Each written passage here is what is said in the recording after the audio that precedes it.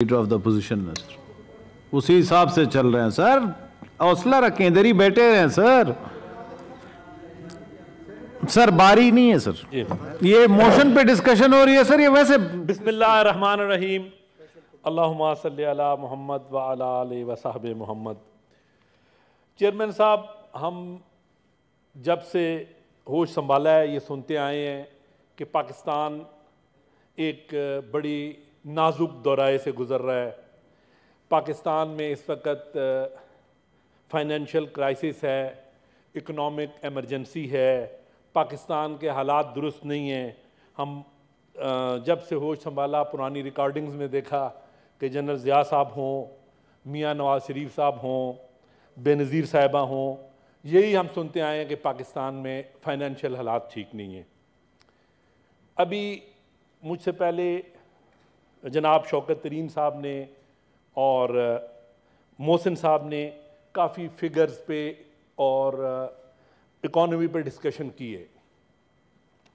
Chairman साहब, इस वक्त रियली एक ऐसी सिचुएशन है कि हर आदमी, चाहे वो माली एतबार पे बेहतर से बेहतर हो या वो एक मिडल या लोअर मिडल क्लास से ताल्लुक़ रखता हो, वाकई एक फाइनेंशियल एमरजेंसी में है, वाकई एक फाइनेंशियल क्राइसिस में है, जिसका एहसास हमारी पीडीएम हुकूमत को या तो बिल्कुल है नहीं है या उनको इस चीज़ का अदराक नहीं है।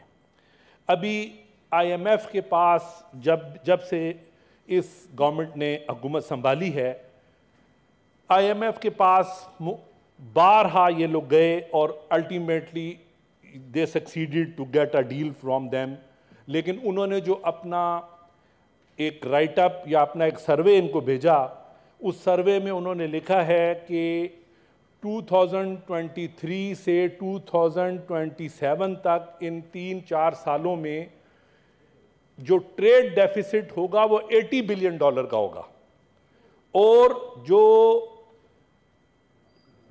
करंट अकाउंट डेफिसिट होगा वो $54 बिलियन का होगा। तो अभी मेरा सवाल ये है कि जो हमारी हुकूमत या हमारी जो फाइनेंस मिनिस्टर साहिबा बैठी हैं, वो ये प्लान करके बताएं कि ये जो $54 बिलियन अगले 2-3 साल में ये हमारे मुल्क को चाहिए होगा, जो करंट अकाउंट डेफिसिट आएगा, उसका इनके पास क्या प्लान है। मेरा सवाल ये है कि जब बजट पेश हुआ चेयरमैन साहब, तो इन्होंने डेट सर्विसिंग में 4000 अरब रुपए रखा, लेकिन उस वक़्त क्या था, डॉलर की वैल्यू 203-204 रुपए थी और उस वक़्त इन्होंने जो इन्फ्लेशन फोरसी की थी वो 10 या 11% की थी। अब डॉलर पिछले जून के बाद से आप देख रहे हैं 240 और 235, 245 में चलता रहा है। तो क्या जो 4000 अरब रुपए डेट सर्विसिंग का बजट में रखा गया था, वो अब कितना इंक्रीज हो गया है? और अगर वो इतना इंक्रीज हो गया है तो क्या गवर्नमेंट ने उसके कोई अरेंजमेंट किए हैं? गवर्नमेंट ने उसके कोई अरेंजमेंट किए हुए नजर नहीं आ रहे हैं, क्योंकि अभी पिछले दिनों पीएसओ ने कोई लोन गवर्नमेंट को दिया हुआ था, यानी गैस और फ्यूल की मद में, and they wanted to get it back 100 अरब रुपए या 110 अरब रुपए, और गवर्नमेंट उनको वो लोन वापस देना चाहती थी और आईएमएफ ने वो स्टॉप कर दिया। फिर इन्होंने 30 या 60 अरब उनको 60 अरब रुपए वापस किया और 30 अरब रुपए कोई गैस कंपनी या किसी के थ्रू कोई लोन दिलवाया। अब इस वक्त जो सूरत हाल है हमारे मुल्क में वो ये है कि इन्होंने अक्टूबर में 6.7 ट्रिलियन लोन लेना था, जिसमें से इन्होंने जो 5.35 ट्रिलियन था वो उसके ट्रेजरी बिल और पीआईबीज जो थे वो 3 मंथ्स टू 12 मंथ्स के थे। 525 अरब रुपए जो है 5 ईयर टू 30 ईयर्स के उसके भी ट्रेजरी बिल और पीआईबीज के अगेंस्ट लेना था, और 600 बिलियन जो है 2 to 10 ईयर्स के ट्रेजरी बिल और पीआईबीज पे लेना था, जिसकी इंटरेस्ट रेट 14.7 और 15.6% ये ऑफर कर रहे हैं।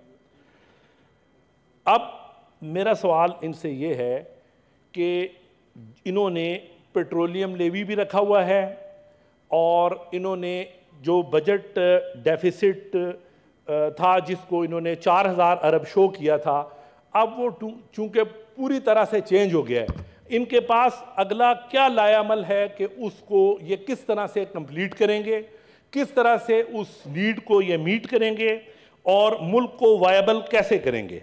میرا دوسرا سوال ان سے یہ ہے کہ آپ یہ دیکھیں تقریباً کوئی 25 ارب ڈالر کے قریب آپ کی پی او ایل اور انرجی کی امپورٹس ہیں۔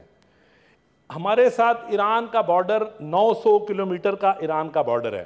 ڈیفینیٹلی وی نو اٹ کہ انٹرنیشنل سینکشنز کی وجہ سے ہم وہاں سے پیٹرول، ڈیزل یا ایل پی جی امپورٹ نہیں کر سکتے، لیکن میری گورنمنٹ سے یہ استدعا ہے کہ اگر آپ اس کو بارٹرائزیشن میں یا کسی بھی فارم میں، کیونکہ وہاں سے پیٹرول اور ڈیزل کی آمد ہے، چاہے اس کو آپ سمگلنگ کہیں، چاہے آپ اس کو پورس بارڈر کہیں، لیکن وہ وہاں سے آ رہا ہے، اس کو یہ گورنمنٹ خود اس کی رہنمائی کرے اور اس کو بارٹر سسٹم میں لائے۔ یہاں سے جو چیزیں جانے کی ہیں وہ ایران کے ساتھ چیمبر لیول پہ، ایران کی ministry of commerce and trade level پہ اس کے ساتھ کوارڈینیٹ کریں، تاکہ کم سے کم حکومت کے اوپر جو 3-4 ارب ڈالر کی اس 25 ارب ڈالر میں سے کوئی امپورٹ کو کم کیا جا سکے اور اس میں ہمیں ڈالر کی ضرورت نہ ہو، تاکہ ہمارے ڈالر پہ پریشر نہ ہو۔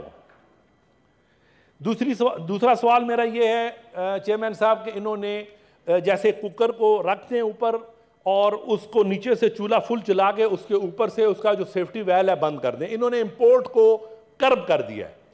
اب امپورٹ کو کرب کر دیا ہے، کم کر دیا ہے صرف اس لیے کہ جی ہمارا جو ڈالر ہے یا ٹریڈ ڈیفیسٹ ہے وہ ذرا کم ہو، لیکن اس کے بدلے انہوں نے یہ نہیں دیکھا کہ اگر گاڑیوں کی امپورٹ روکی ہے تو جو ہونڈا سیوک ہے وہ 6 مہینے میں 50 لاکھ سے 80 لاکھ پہ چلی گئی ہے، جو سوزوکی چھوٹی گاڑی جو عام مڈل کلاس لوگ چلاتے ہیں وہ 22 لاکھ سے 36 لاکھ پہ چلی گئی ہے، جو ایک جیپ نما گاڑی یہاں پہ فارچونر اویلیبل تھی وہ 86 لاکھ سے 1 کروڑ 40 لاکھ پہ چلی گئی ہے۔ مافیائزم پورے زور پہ ہے۔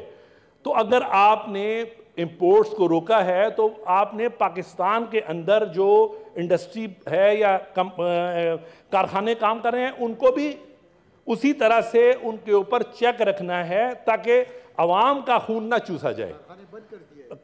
امپورٹ بند کرنے سے ہمارا دیکھیں جی 75 ارب ڈالر کی جو امپورٹ ہے وہ اسی لیے ہے کہ ایون جو چیزیں پاکستان میں بن بھی رہی ہیں اس کا را مٹیریل سارے کا سارا امپورٹڈ ہے، یعنی ہماری 70-80% جو انڈسٹریز ہے اس کی جو را مٹیریل ہے وہ امپورٹڈ ہے۔ جب آپ اس کی امپورٹ کو کرب کریں گے، 1 لاکھ ڈالر کی ایل سی کھولنے کے لیے بھی آپ اسٹیٹ بینک کے پاس جائیں گے، اسٹیٹ بینک آپ کو ذلیل کرے گا اور اس کے بعد اسٹیٹ بینک آپ کی ایل سی نہیں کھولے گا۔ جب ایل سی آئے گی آپ کے پیپر کلیئر نہیں کرے گا تو آپ کے کارخانے بند ہو رہے ہیں، آپ کی جو انڈسٹریز ہے اس کے اندر زبردست قسم کی بے روزگاری آ رہی ہے، نیگیٹو گروتھ ریٹ ہے، لیکن یہ لوگوں کو سب اچھا کی رپورٹ دے رہے ہیں۔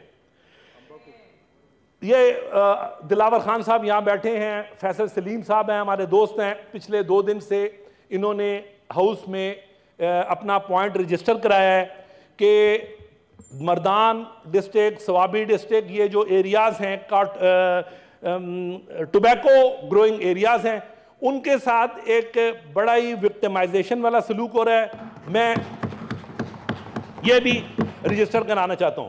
جناب دوسرے پوائنٹ پہ بھی تھوڑی تھمبنگ جو ہے نا جی قادر صاحب چیئر سے مخاطب ہوں پلیز۔ دوسرا سر میرا سوال منسٹر صاحبہ یہاں موجود ہیں، آپ یقین کریں کہ پچھلے 6 مہینے میں جتنی ایل سی کھلی ہے چیئرمین صاحب، بازار میں اگر ڈالر بینک ریٹ 240 تھا، ہمیشہ سے یہ ہوتا ہے کہ بازار میں 2 روپے 1 روپیہ ڈالر مہنگا ہوتا ہے، لیکن اس دفعہ بازار میں ڈالر سستا تھا، بینک جو ہے جو ایل سی کھولنے والا یا مال منگانے والے کو ڈالر خریدنے نہیں دیتا تھا، وہ کہتا تھا میں ڈالر خود لوں گا۔ انہوں نے بلینز اینڈ بلینز بنائے ہیں اور ہمارے فائنانس منسٹر اور ہماری فائنانس منسٹری سوئی رہی ہے، اور اب ایک آئی واش کے لیے ایک انکوائری کال کر لی ہے اور کہہ رہے ہیں جی ٹوٹل 20 ارب روپے کا معاملہ ہے. آپ مجھے یہ بتائیں کہ 15 ارب ڈالر کی یا 18 ارب ڈالر کی امپورٹ ہوئی ہے صرف ان 3 مہینوں میں, اور اپریل سے آنورڈ اگر آپ ڈال لیں گے تو وہ کوئی 25-30 ارب ڈالر کی ہوگی. 10 روپے سے 20 روپے اور 15 روپے ہر بینک ہر ایل سی پہ بلیک کر رہا تھا. اس کا حساب کوئی دے گا یا اس کو کوئی معلومات ہوگی یا ایک انکوائری ہو کے ان کو بالکل معاف کر دیا جائے گا اور ہمیں کہہ دیا جائے گا کہ اس کی یہ چھوٹی چھوٹی ریزن تھی اور ہم نے ان کو چھوڑ دیا. جی پلیز قادر صاحب وائنڈ اپ کریں. 10 منٹ ہو گئے سر, پلیز. Thank you. 8 منٹ ہوئے سر, 10 منٹ ہو گئے. تھینک یو سر. باقی بھی آپ کے ساتھ ہی بات میں صرف یہ کہتا ہوں کہ ہم اس بات کو صرف یہ نہ لیں کہ اپوزیشن اور گورنمنٹ کا معاملہ ہے. ملک انتہائی واقعی حساس وقت سے گزر رہا ہے اور جس قدر مہنگائی انہوں نے کر دی ہے انرجی کے, پیٹرول کے, گیس کے, پی او ایل کے معاملات میں, جس قدر آگے مہنگائی ہونے کے چانسز ہیں, انفلیشن کے ہیں, جو سینسٹیو پرائس انڈیکس کے فگرز آ رہے ہیں, ان کو دیکھتے ہوئے خدا را اپنے ہوش کے ناخن لیں اور یہ جو آ کے سب اچھا کی رپورٹ دے رہے ہیں اس سے باز آئیں اور کوئی پریکٹیکل اقدام کریں. چیئرمین صاحب, سیلاب کی وجہ سے لوگ تباہ ہیں. آپ کے سامنے آٹا جو ہے بلوچستان میں اور کے پی میں آٹا 3300 روپے 2500 روپے میں بک رہا ہے اور آٹا وہاں پہنچ نہیں رہا ہے. جو ہمارے سیلاب زدہ علاقے ہیں وہاں پہ اس وقت نہ آٹا پہنچ رہا ہے نہ ہمارا فوڈ سٹف پہنچ رہا ہے, لیکن ہم یہاں سب اچھا کی رپورٹ دے رہے ہیں. یہ اچھا کی رپورٹ دینے سے خدارہ باز آئیں اور ملک کے لیے پریکٹیکل قدم اٹھائیں. اور جی thank you sir. Sir thank you sir, please. Thank you sir, thank you. ماشاءاللہ آپ کی اکانومی بڑے گرپ ہے. Thank you sir. دل ادھر پر پورے پوائنٹس رہتے ہیں. Thank you sir. Honourable senator Sania Nishtar صاحب.